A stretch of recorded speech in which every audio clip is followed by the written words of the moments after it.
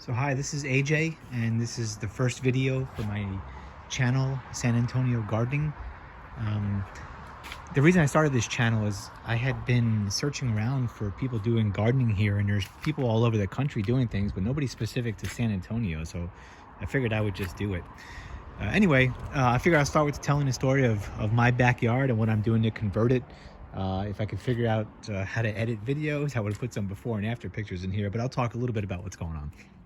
So I live over in the Shirts area of San Antonio on the Upper West Side, I guess. And when I first moved into this house, everything here was just grass and like a little bit of dirt over there. So I'll start off with kind of the most important thing. And pretty much everything you see here I put in, the walkway and some other stuff. But the first area I concentrated on, actually no, that came after.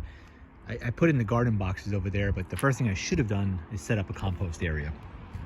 So compost is vital to everything I'm doing here, and there are so many leaves available in this area. Most of them are these live oak, these really hard leaves, but if you put them through a leaf shredder and break them down, they can break down into pretty good compost. I got one pile going on over here. The other one I've broken down. I'm sure there's no snakes in there. Okay. But this is kind of what I'm working with right now. Let me see if this one's pretty much past its thermophilic state. It might still be a little bit warm inside. No, it's pretty much done. So that one's pretty much done in the center. It's good to go. But I'll probably use that as a top dressing, just because I didn't have time to chop this one up. So it'll break down over time. But in addition to that, probably like a lot of other local gardeners, I'm going around right now collecting everybody's leaves. I got, I think, 20 more bags to pick up today. So I'll be picking those up. I have pots and all sorts of stuff that I've been picking up for a while. I started making my own potting mix a while back too. And you know, as you get into gardening, you realize all these things are simple. You just never maybe done them yourself. So all I do is I got a big bag of perlite, some peat moss, then I take the compost, I run it through a little bit of like a sifter, and then I end up with some planting mix there that I can use, some potting mix that I can use. I'm experimenting with leaf mold over there. That's just leaves that I put in there for about a year or so, wetting them down every once in a while. I'm going to be doing some Johnson Sioux bioreactor stuff, which is really a static compost pile that you keep wet all year long. And the rest of it's just really my stuff that I have set up ready to go for composting any given time. Still working on getting a rain catchment on this side, but I'll talk about rain catchment on the other side. In the meantime, I just use this concrete pail to capture water whenever it rains. So I'm fortunate enough where I live in a green space. So I also clear this thing out. I have a scythe from like the 1800s that I go back there sometimes and clean that stuff out. I'm also planting some food and some other stuff back there just in case kind of things go south at some point in the future. All right, so now let's talk a little bit about some of the gardening stuff. So this area right here was kind of rough. In San Antonio, we get that this cracking, right, where everything just kind of dries out and cracks. So I had that in a lot of the areas of the yard, and this was a particularly prone area. So about 2 years ago, I came in here and I put down a bunch of hay. And I planted sweet potatoes for a couple reasons. I like sweet potatoes, but I heard if you leave them in the ground, the worms will come in and tear things up, which kind of they did. I got a couple of sweet potatoes out of it, and then the worms kind of went in and did their thing. So I'm planning to run sweet potatoes in here probably another year or so, and then maybe turn this into strawberries. I'm not sure. When I'm not planting something that I'm going to eat, I just come out here and I throw lentil seeds in here. So that's what this is. These are nitrogen fixers. So if I throw them in there, they'll take nitrogen out of the air, put them back down in the soil, and you really don't have to do anything with them. They just kind of do their own thing. Another little thing we put in here is just a simple fire pit, kind of level this out, decomposed granite. So it's just a nice area for us to sit. This is my $10 pizza oven. This thing is amazing. I'm going to do a video on this all by itself, but it cost me about $10 to make this pizza oven. And you know, wood's in there just drying out right now, but when we want a pizza, we'll just fire that thing up and it'll be good to go. Okay, so what order did I do things? I did the planter boxes in the back. Like it's like it's like the gateway drug, right? Yeah, starting off with planter boxes, arrayed boxes is what I started off with, and then I was like, wow, that's not enough to provide us, so I'm gonna take this whole area here and I'm gonna put blueberries in here. So I put blueberries in there, and I put pomegranates and figs and comfrey and all sorts of stuff. And I said, well, it doesn't really look that pretty. This was all grass here and there was a tree growing here. So I hired a guy on Fiverr that actually lives in Portugal who kind of did a whole plan for me. And I told him I wanted something with a kind of easy access, and I was thinking like a keyhole garden. And that's kind of what he designed, because that's what I asked him for. But after seeing it in the layout of my yard, I was like, well, maybe I'll just make a circle. So the idea was you can just kind of walk into this circle and then go down any wedge area you want. And then I'm just kind of growing stuff in all the dirt areas in between the paths. And now that I've put that in there, I've realized that where I have the wood chips in the middle is turning into like some really good soil. So I'll probably just like rotate the circle, as you know, maybe every 2 or 3 years, I'll just rotate around, give that one a rest, move some of the wood chips out, put some compost on top, and then just keep rotating it around. But in the meantime, the idea was you come out here, you kind of have some herbs growing here. So I have English thyme and oregano. The basil kind of died back in the wintertime. I got sage. Rosemary didn't make it through this winter, but you know, that stuff's pretty easy to replace. I do a lot of garlic, and I put garlic in the late summer, early fall, and then that just pops up like crazy. So last year I kind of learned my lesson about how to do it, and then this year everywhere you see there's kind of garlic all over the place. To have the theme, I went and I bought some bare root trees. So I have some apple trees here and there, peach. I'll get to some of the other stuff. And then this is all getting ready for me to put my seedlings in. So that will most likely be cucumber. I got a couple of squashes I just put in here the other day. More garlic.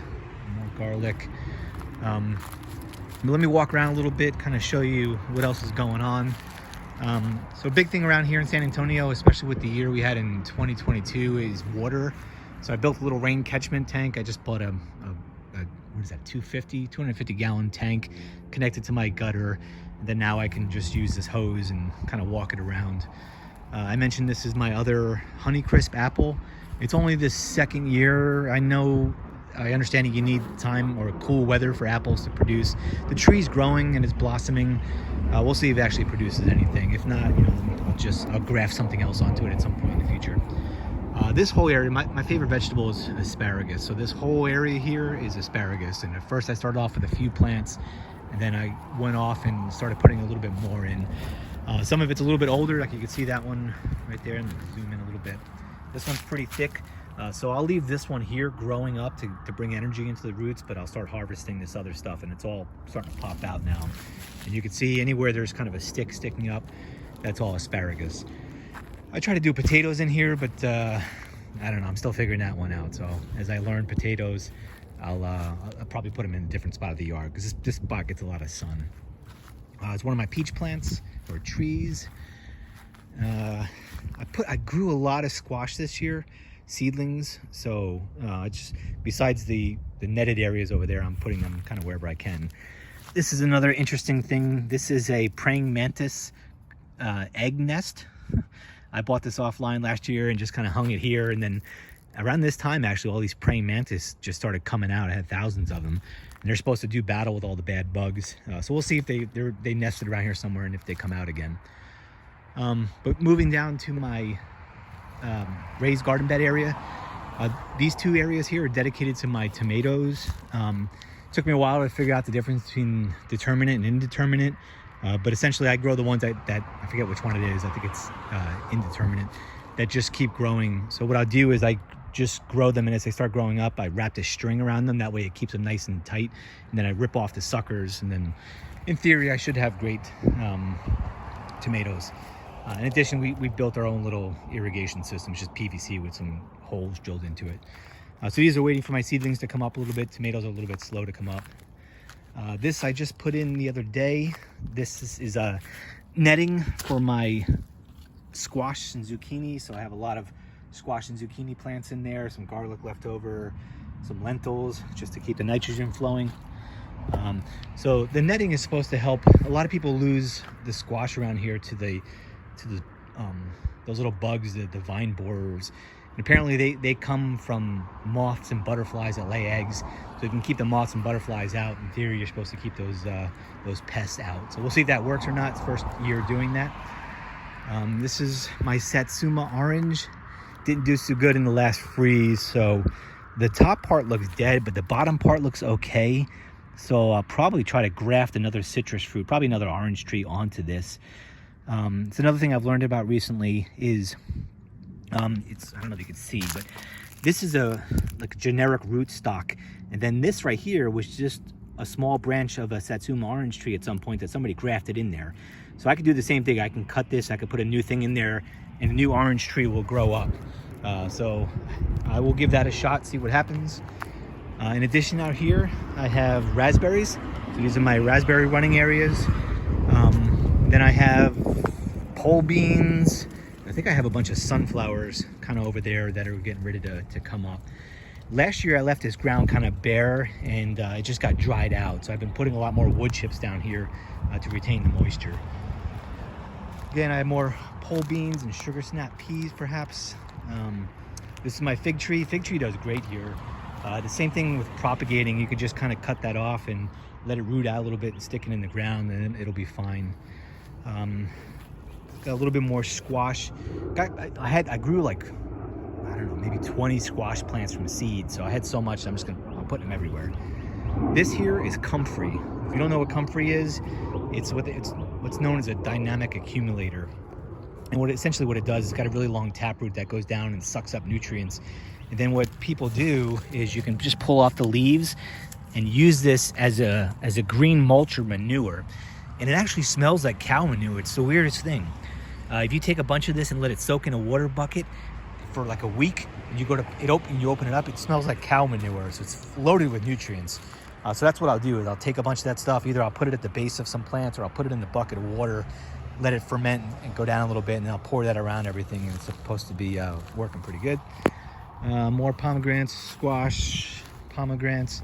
Then I got 1, 2, 3, 4, 5 blueberries. They're just starting to pop out right now.